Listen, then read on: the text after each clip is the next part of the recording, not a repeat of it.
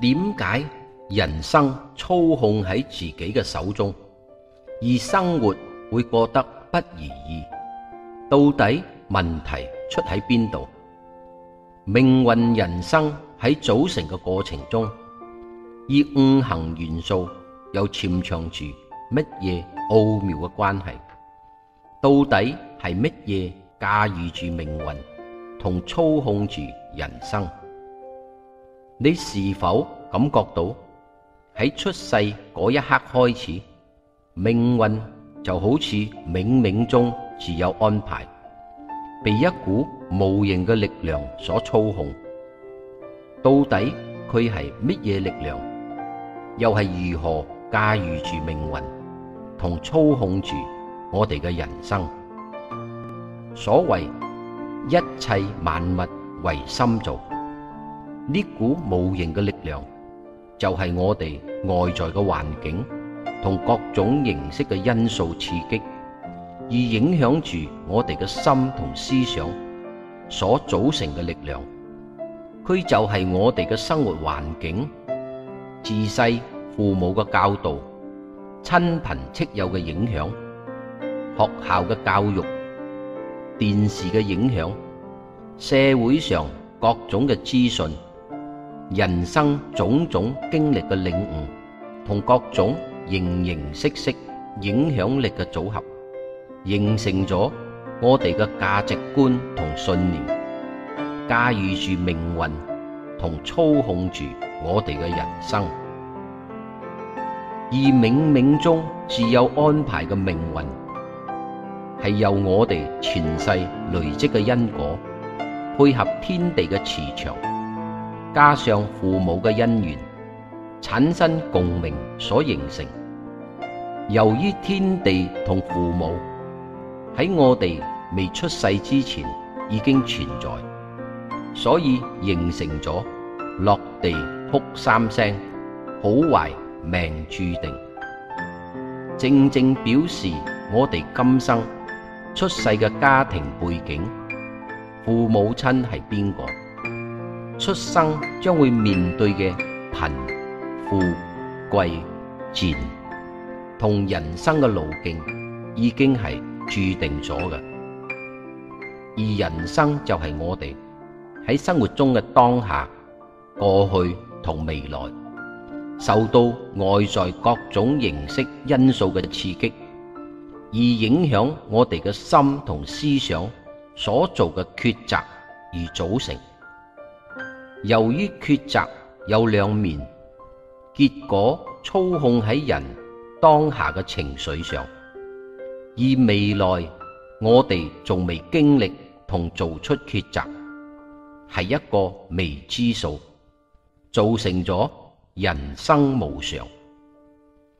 所以命運雖然冥冥中自有安排，但係並不能代表一切，因為生活仲要繼續，人生仍然操控喺我哋嘅手中。咁命運人生喺組成嘅過程中，同五行元素又潛藏住乜嘢奧妙嘅關係？所謂人在三界內，身在五行中。由於人同天地萬物係一個整體，唔可以分割，而大自然中嘅五行元素更係組成人以天地同萬事以萬物嘅泉源。所以五行元素係影響人嘅價值觀同信念嘅核心。因為命運人生係由人接觸五行元素產生共鳴，形成咗相生相克嘅規律，產生咗連續嘅變化，組成複雜而又奧妙嘅過程，令人產生咗思想，形成咗思維，組成咗人嘅價值觀同信念。當人嘅價值觀同信念組成之後，就會形成思想輪轉，令人產生情緒，而影響住人做每一件事嘅抉擇。所以人嘅思想輪轉就係駕馭住命運同操控人生嘅泉源。咁乜嘢係思想輪轉？佢係如何組成？同五行元素又潛藏住乜嘢奧妙嘅關係？同時又係如何駕馭住命運同操控住人生？人嘅思想要產生波動，形成諗法，而產生情緒，就必須要通過外在嘅因素刺激，正可以產生。而我哋外在嘅因素係源於萬事同萬物，人同萬事與萬物係一個整體，都係由五行元素所組成。每一種元素都有佢嘅特徵，當佢同人嘅思想接觸時，就會產生共鳴，形成感覺，經過腦部嘅分析，形成咗思維，產生咗價值觀，而組成咗我哋正負面嘅信念。當一個人擁有點樣嘅信念，就會擁有點樣嘅命運；擁有點樣嘅命運，就會擁有點樣嘅思想；擁有點樣嘅思想，就會擁有點樣嘅行動；擁有點樣嘅行動，就會擁有點樣嘅行為；擁有點樣嘅行為，就會養成點樣嘅習慣；養成點樣嘅習慣，就會組成點樣嘅命運。當命運組成之後，就會產生自動性嘅思想輪轉，形成咗潛意識，造成自我嘅諗法，而令人產生情緒，影響住我哋喺生活中所做嘅每一個抉擇。由於自我嘅諗法嚟自於潛意識，潛藏住自動性，導致我哋難以察覺佢嘅存在。所以自我嘅思想輪轉就係駕馭住命運同操控住人生嘅泉源。咁點解人生操控喺自己嘅手中，而生活又會過得不如意？人嘅思想輪轉係全自動性，由人嘅思想同價值觀接觸生活中各種嘅因素，經過時間嘅累積，而養成潛意識嘅正負面信念。所以當人嘅思想同價值觀處於矛盾嘅狀態，經過時間嘅累積，就會養成負面嘅信念，造成思想中預期嘅結果同現實面對嘅生活有所不同，而喺不知覺下影響咗做人嘅信心，導致力不從心，缺乏咗熱情同力量去應對生活中嘅一切。例如喺好多人嘅思想中，都好想擁有足夠嘅財富，但係自細生活嘅環境、父母嘅教導、親朋戚友嘅影響，被灌輸賺錢唔係一件容易嘅事情，再加上生活中種種挫折嘅經歷，導致潛意識中嘅價值觀認定咗賺錢係一件非常困難嘅事情，造成思想同價值觀長時間處於矛盾嘅狀態，而養成咗負面嘅信念，產生咗負面嘅自我思想輪轉而不知覺，導致佢哋當面對賺錢嘅機會時，內心就會喺不知覺下力不從心，缺乏咗熱情同力量去應對呢啲機會。